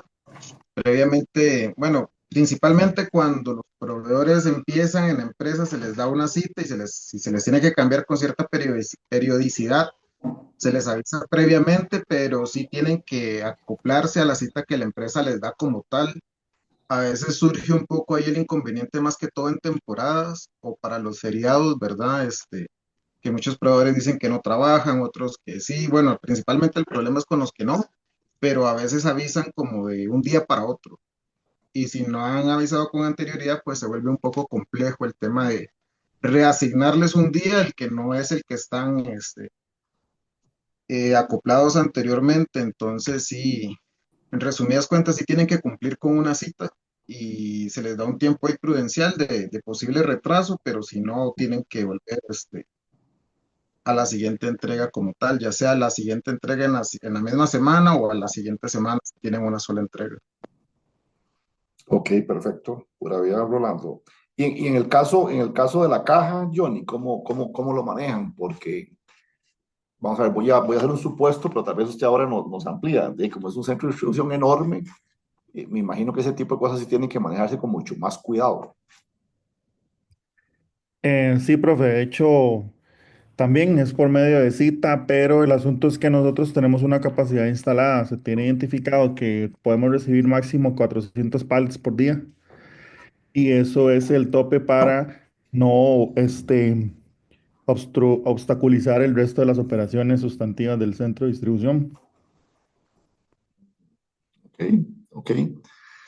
Digamos, les hacía esta pregunta a Rolando y a Johnny, bueno, y a otros. Ustedes han visto que yo en algunas ocasiones pido que me refuercen los ejemplos porque, digamos, a través de todas las charlas que han dado las personas que han venido, que son expertos, lo que he tratado de ejemplificarles es que esta teoría sí se aplica, ¿verdad? Sí se aplica la teoría y cuando uno entiende cómo las variables funcionan, cuando una variable cambia, entonces uno puede saber qué tiene que hacer. Cuando uno no tiene la más remota idea de por qué las variables cambian y estas, valga la redundancia, cambian, uno no sabe qué hacer, ¿verdad? Entonces, eh, creo que en todos los campos, pero en este, que es el que nos compete, la logística, la teoría se aplica mucho, se aplica casi siempre. Entonces hay que tener claro los conceptos para uno poder hacer los diseños, más que está trabajando con tiempos de entrega que pueden ser de meses. O sea, uno, digamos, si necesita programar una carga que venga desde China, eh, en algunos momentos del año, solamente ese flete puede durar un mes y medio. Ahora, para temporada alta, hubo envíos desde China que duraron 3 meses en llegar. Luego, el congestionamiento que hay en los puertos de Costa Rica, principalmente en Caldera, puede durar otros 15 días. Luego llega el centro de distribución mientras se recibe, etcétera. Puede ser que dure 2, 3 días más y mientras se va y se entrega otro día más. Entonces, uno puede estar hablando fácilmente de un periodo de entrega de unos 4 o 5 meses, que es un periodo alto. Y en ese periodo van a pasar muchísimas cosas, o sea, van a haber muchas cosas que varíen. Entonces, siempre tenemos que tomar en consideración esas variaciones para podernos adecuar a la cadena logística. Siguiendo por aquí, dice definir los canales de distribución adecuados o la estructura para comercializar los productos y llevarlos al consumidor final. Aquí también tiene mucho que ver la parte de mercadeo, ¿verdad? En lo que dice la estructura para comercializar. O sea, hay cierto tipo de productos que uno los despacha de una forma y se van a vender de otra, ¿verdad? Entonces van a tener un empaque, digamos, que los protege. En algunas ocasiones ya uno tiene que despachar productos casi que en la misma forma en la cual se van a comercializar. Entonces ahí hay que tener mucho más cuidado en el uso porque el empaque, digamos, es mínimo y entonces cualquier daño que se presente va a ser un daño al producto y ese producto finalmente no se va a poder vender. Recientemente me reuní con un cliente que distribuye refrigeradoras y me decía que el índice de daños en las refrigeradoras es alto y al final en los puntos de entrega se lo reciben, le reciben, digamos, el producto dañado, digamos, no sé, que tenga un pequeño golpe, una pequeña bolladura, pero se lo reciben hasta con un 20% de descuento. No sé si al final ese punto de venta lo vende con un 20% de descuento, probablemente no, ¿verdad? Pero entonces es una pérdida muy, muy importante para la persona que está, digamos, distribuyendo este tipo de productos y hay que tener muchísimo cuidado. Entonces, ¿cuáles son los canales de distribución? Está el canal directo, que es cuando el fabricante realiza la distribución directa a los puntos de venta sin intermediarios. Es, luego está el canal indirecto o mayoristas, que es cuando compran los productos para posteriormente venderlos a los detallistas. Esto puede ser, digamos, como un distribuidor grande o lo que aquí en Costa Rica conocemos como mayoristas, que todavía quedan muchos. Inclusive, por lo que yo he estado viendo, la tendencia ha sido que hay cada vez más mayoristas medianos, ¿verdad? Ustedes ven ahora la gran proliferación que hay de puntos de conveniencia medianos, llámese Bindis, llámese AMPM, llámese Munich, ¿verdad? Antes eso era, digamos, lo que uno conocía casi que como una pulpería, ahora es un poquito más grande, ¿verdad? Pero casualmente ha surgido por una necesidad de mercado, que ya la gente no quiere ir muy lejos, ya la gente no quiere ir digamos, a puntos de venta, no importa que estén muy surtidos y todo, pero que le queden muy largo de la casa, ¿verdad? Porque los tiempos de tránsito, las presas son muy grandes, entonces uno prefiere eventualmente ir ahí al supermercado o al punto de venta del barrio a comprar, aunque uno sabe que es un poco más caro, pero prefiere pagar ese sobrecosto y no emplear su tiempo, ¿verdad? Y luego están los canales indirectos minoristas, ¿verdad? Que es básicamente lo que nosotros conocemos como las pulperías, ¿verdad? Y ahí pueden eventualmente leerlo más en detalle, ¿verdad? Esto no es tan relevante. Luego están, digamos, los modelos de distribución. Los modelos de distribución básicamente también tienen que ver con, con la ubicación geográfica, por ejemplo. Cuando nos estuvo comentando Johnny sobre la ubicación del centro de distribución, ustedes vieron que ellos al final habían definido, creo que era como 2 o 3, creo que eran más bien 3 o 4 puntos de distribución, centros de distribución, a partir de los cuales se sale eventualmente a hacer distribución, ¿verdad? Y esto es a través del modelo que uno haga. Vean que desarrollar este modelo en el cual uno incluye el centro de distribución y la parte propiamente de las entregas, no es así tan sencillo, ¿verdad? Hay una serie de factores que hay que tomar en consideración eh, para poderlo hacer bien. Me llamó la atención lo que me parece que fue Florence que comentó, de que tal vez ella no tenía idea de tantas cosas que hay que tomar en cuenta a la hora de hacer un modelo de estos, ¿verdad? Yo por eso este curso, en lugar, digamos, de meterme mucho en modelos matemáticos, que sí es cierto que existen, ¿verdad? He preferido orientarlo hacia el tema de las variables, ¿verdad? Porque de acuerdo con mi experiencia laboral, que, que ha sido mucha, ¿verdad? Ya yo, digamos, estoy casi que en la última etapa de mi desarrollo laboral, entonces he visto muchas cosas, entonces muchas cosas las sé no por vivo, sino porque las he, digamos, experimentado. Y lo que me he dado cuenta es que, digamos, el software que uno utilizaba en algún momento, los modelos, estos como los TMS, etcétera, han variado mucho con respecto al tiempo. Entonces, si uno era un experto, digamos, es que no sé ni qué decirle, digamos, en un lenguaje de programación, por decirlo de alguna forma, ¿cómo era que se llamaban los modelos? Bueno, no me acuerdo, un modelo de programación, ya prácticamente esos modelos de programación no existen, son otras cosas diferentes que existen. Entonces, si uno era experto en eso y no se actualizó, entonces se quedó rezagado, ¿verdad? Igual ha pasado con esto de la logística, ¿verdad? Tal vez uno era experto en un modelo matemático para hacer el ruteo, pero eso ya prácticamente es obsoleto. Ahora hay tantos datos, ahora existe inclusive una especialización en tema de minería de datos, y en la mayoría de las empresas lo que sí tenemos es una persona que es muy experta en manejo de datos, que hace cierto tipo no de análisis, sino que prepara cierta información y esa información es la que se revisa en una reunión para toma de decisiones, ¿verdad? Entonces, si hace la minería de datos, esa minería de datos se lleva a un foro y ese foro, con base en la información que se tiene o con base en los datos, toma ciertas decisiones.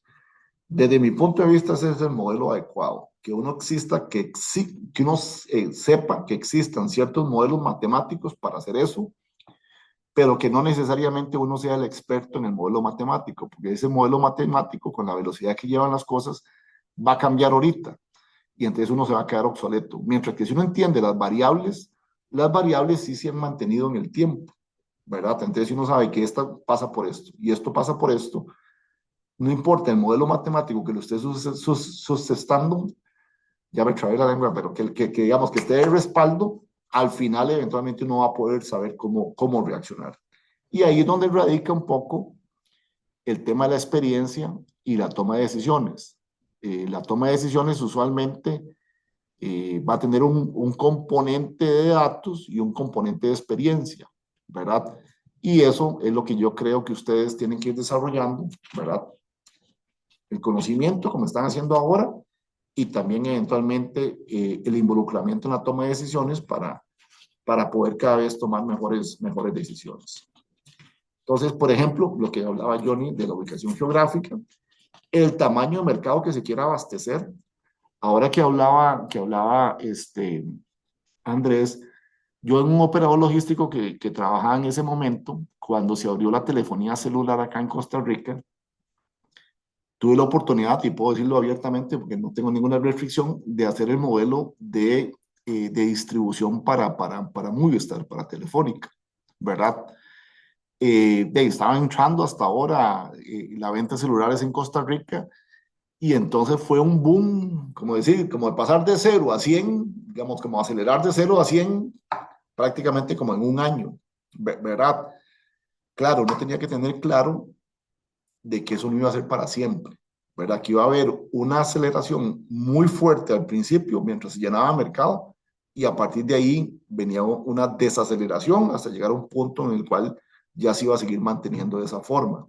Entonces, si uno no tenía tal vez claro este tema, podía haber hecho un diseño pensando en 5 años, cuando realmente lo que ese modelo se iba a mantener era no más de un año y medio, y luego iba a pasar a una etapa diferente.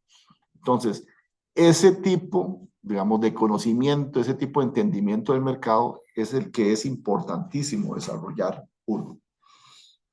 Luego, requerimientos técnicos de los productos. Hay mercados o nichos de mercado que son muy, muy, muy especializados. La vez anterior estaba casualmente conversando con un colega de Johnny, de la misma empresa de Unimar, que ellos lo que hacen es que envían el aceite, pero lo estaban enviando en unos contenedores especiales que están diseñando, digamos, de plástico suave, que prácticamente solo se pueden utilizar una vez, pero y se pueden utilizar solamente una vez porque son muy delgados. Entonces el manejo que uno tiene que hacer es cuidadosísimo, porque imagínese lo que es prácticamente llevar un contenedor, digamos, con una bolsa, que es la que viene conteniendo el aceite, y que tenga uno un problema y que se pinche la bolsa, prácticamente se pierde el 100% del producto, ¿verdad? Con el consecuente impacto en los gastos. Entonces, son cosas que uno tiene que tener en consideración. Bueno, los niveles de servicio, ¿verdad? Que siempre son importantes. Mencionaba ahora y lo mencionó Andrés durante su charla, que ahorita todo el mundo quiere prácticamente que las cosas inmediatas, nadie puede esperarse, ¿verdad? Entonces la logística tiene que responder a eso. Eh, la vez pasada que estaba analizando un modelo para una empresa farmacéutica, los productos que son muy caros, ellos tienen dos en el punto de venta. Tienen el que está de display y tienen uno en bodega, ¿verdad? Porque casualmente no quieren tener inventario estacionado. Entonces lo que hace es que cuando, digamos, viene un cliente y compra el que está en el display, toman el que está en bodega, lo ponen en display e inmediatamente generan una orden de reabastecimiento. Entonces hay algunos puntos de venta que reciben hasta 4 reabastecimientos en el día. Hay que tener mucho cuidado, ¿verdad? En el balance entre ese costo logístico, estar pagando tantas entregas, versus el costo del inventario, ¿verdad? Entonces, ahí, como le hice yo la pregunta a Andrés, ahí es importante también incluir al departamento financiero, ¿verdad? Para hacer un análisis integral de cuánto es el costo logístico y cuánto es el costo financiero, para que sumando ambos, al final se pueda tener una respuesta de realmente lo que hay que hacer. Creo que para ustedes no es un secreto que la mayoría de las decisiones gerenciales tienen que estar orientadas desde varios puntos de vista y no solamente desde uno, porque podría ser que uno deje por fuera una variable muy importante, que al final eventualmente es la variable que es la más importante en el modelo, y si uno no la toma en cuenta, obviamente las decisiones que tome no van a ser las requeridas. Medios de transporte requeridos, bien importante, ¿verdad? De que sean con los pesos adecuados, que si es mercadería que es sobredimensionada, por ejemplo, que tienen que tener los cuidados necesarios, ¿verdad? Uno de los factores más importantes es el costo de distribución, por supuesto, ¿verdad? Iniciando con la carga del producto en el vehículo de transporte, como mencionaba, o sea, realmente cargar en la forma inversa en la cual se va a descargar. También cada modelo debe evaluar los costos de almacenamiento, de transporte, de carga y descargas en los que se incurre. Esto, digamos, de la carga y descarga es bien importante, principalmente en trechos cortos, ¿verdad? Porque más o menos una carga y una descarga de un contenedor puede costar unos 60, entre 60 y 90 dólares por tiro, o sea, 60 o 90 para descargar y 60 y 90 para cargar. Y entonces, si los puntos de entrega están muy próximos, puede ser que ese costo al final sea mucho más alto que realmente enviar la mercadería entarimada, a pesar de que sean más viajes. Entonces, como ven, siempre es importante tomar varios aspectos a la hora de hacer las evaluaciones. Esto fue lo mismo que explicó Andrés, entonces ahí lo pueden ir leyendo. Aquí viene un poquito más en detalle, digamos, cómo es que funciona cada uno de ellos, ¿verdad? Pero básicamente, aquí lo que está reflejado es un poquito la teoría y Andrés explicó cómo es que es la práctica, ¿verdad? Entonces, simplemente es que hagan la lectura y ahí se van a dar cuenta. Y, bueno, se van a dar cuenta, no, van a, digamos, a terminar de reforzar los conocimientos y cualquier duda que tengan, con todo gusto la podríamos ver. La logística inversa, tal vez sí voy a ampliar un poquito lo que dijo Andrés, porque en la logística inversa puede que existan dos factores. Uno es el rechazo y otro la devolución. El rechazo es cuando uno llega a hacer una entrega y en ese mismo momento no le aceptan el producto. Puede ser que no se lo aceptan porque tenga un daño, puede ser que no se lo aceptan porque en el punto de venta dicen que eso no fue no habían solicitado o no fue la cantidad. O sea, uno llega a entregar 10 y le dicen, no, mira, pues es que yo había pedido solamente 5, ¿verdad? Entonces, cuando uno llega a hacer la entrega y por algún motivo no la puede hacer, se da un rechazo. Uno tiene ya que tener contemplado cómo va a manejar eso, ¿verdad? Porque uno, digamos, como transportista, tampoco puede estar aceptando rechazos que no estén debidamente justificados, porque para uno es un costo mayor y eventualmente podría ser que dependiendo, por ejemplo, si a uno se lo rechazan por un daño, podría ser que en el viaje de regreso la mercadería se dañe aún más. Entonces uno puede ser mucho más responsable. Entonces en eso hay que tener cuidado. Ese es el rechazo. El otro es la devolución. ¿Cuál es la devolución? La devolución es cuando ya de una forma un poco más programada, a uno le dicen, bueno, vaya a tal punto de entrega, entregue estas 20 cajas y a su vez se va a devolver con 5 cajas que la vez anterior usted entregó y que por algún motivo ellos lo van a devolver. Entonces, de igual forma, eso tiene que estar bien estipulado porque son dos tratamientos totalmente diferentes. Son dos tratamientos totalmente diferentes a la hora de la entrega o de la distribución y a la hora de recibirlos en el centro de distribución, ¿verdad? Porque si es un rechazo, en una gran cantidad de ocasiones el chofer va a saber por qué fue el rechazo. Entonces el chofer llega y dice a la gente del centro de distribución, no, mire, es que me devolvieron esto porque, o rechazaron esto porque iban 5 de más. Entonces, el tratamiento que se le da para volver a incorporar esa mercadería en el centro de distribución es bastante más sencillo que si es una devolución, porque si es una devolución, uno no sabe cuándo había salido, uno no sabe eventualmente si son los mismos productos que uno había despachado, porque a pesar de que ustedes no lo puedan creer, eso existe. Uno en algunas ocasiones va y entrega un producto y después le dicen, días después, venga, vamos a devolver un producto por alguna circunstancia, y uno va y es un producto diferente, con fechas de vencimiento diferentes, no son el mismo producto que uno había entregado. Entonces, el tratamiento que tiene que darle es bastante más detallado, porque obviamente, si uno recibe un producto con una fecha vencida, por ejemplo, al final uno asume esa responsabilidad. Entonces, los tratamientos que se le dan a ambos dos son totalmente diferentes, los protocolos que tienen que llevar son totalmente diferentes.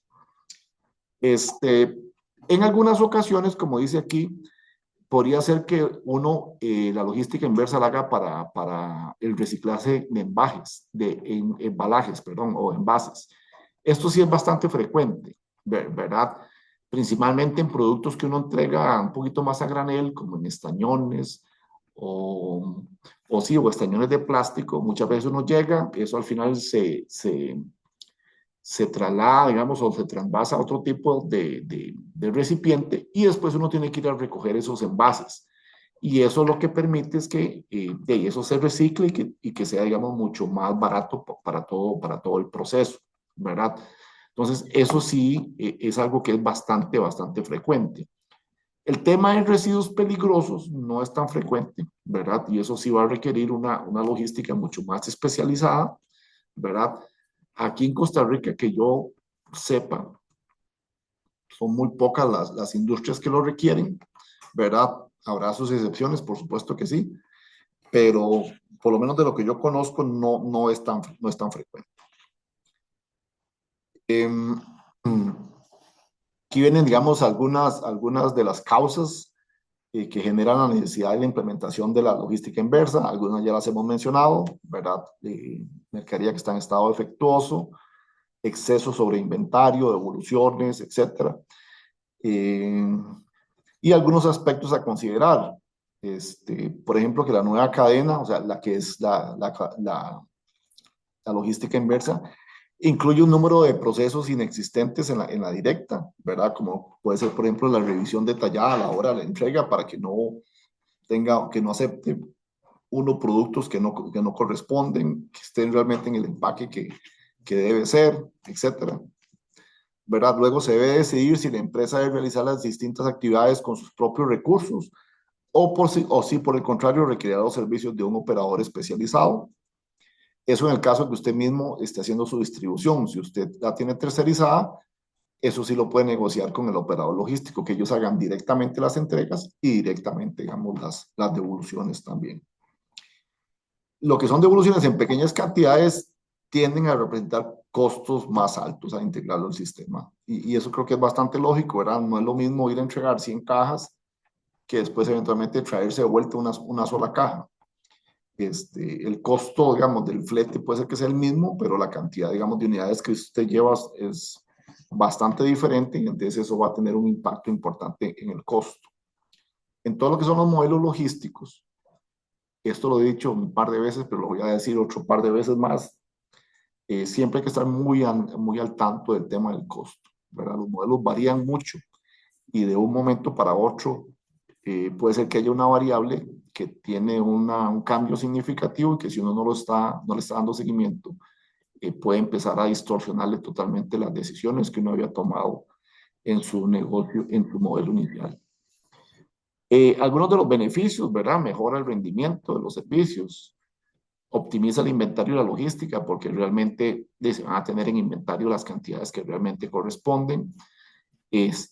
Aumenta los beneficios en lo que es la parte de reparación, en algún grado automatiza la logística, mejora la satisfacción del cliente. Esto sí es muy importante, inclusive en la parte, digamos, de las entregas que son más frecuentes ahora, que son las entregas de paquetería, porque usualmente usted llega y entrega y si el cliente no le gustó la devuelve, ¿verdad?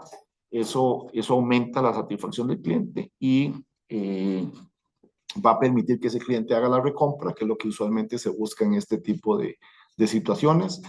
Disminuye el costo del inventario y favorece el cumplimiento de la legislación ambiental también. Básicamente eso es un poquito, digamos, lo que quería compartirles de lo que es la parte de la distribución. Yo les voy a compartir esta información en el aula virtual para que ustedes eventualmente le hagan un repaso y que cualquier cosa, como siempre, me hagan las preguntas que consideren oportunas. De hoy en 8, voy a repetir, de hoy en 8 tenemos el grupo número 1 con lo que es la logística verde y más o menos yo esperaría que tomen una hora más o menos, ¿verdad? Para la presentación y posteriormente vamos a hablar un poquito más de cómo tiene que uno ir, digamos, haciendo los modelos entre lo que es la parte del almacén y lo que es la parte de la logística, que eso también tiene algunas variables que son importantes de tomar en consideración. El lunes siguiente, que sería el 8, digamos, la logística verde, el 17 de marzo, sí, correcto, el 17 de marzo la automatización de los sistemas de entrega y el 24 de marzo la automatización de almacenes. El 31 de marzo la presentación del caso final, como les dije hoy hace 8, ya el caso final está en el aula virtual, ¿verdad? Ya está ahí disponible para que por favor lo vayan revisando y si tienen alguna duda, que las vayan haciendo, ojalá con tiempo, ¿verdad? Y que no nos esperemos para el último momento para hacer las consultas. No sé si tienen alguna duda o alguna consulta. No. Bueno, entonces eso sería todo por hoy. Buenas noches y si Dios quiere nos vemos hoy en 8 entonces. Muchas Buenas gracias, noches, profe. gracias. Buenas noches. Sí. Gracias, profe. Buenas noches. Bueno, bueno.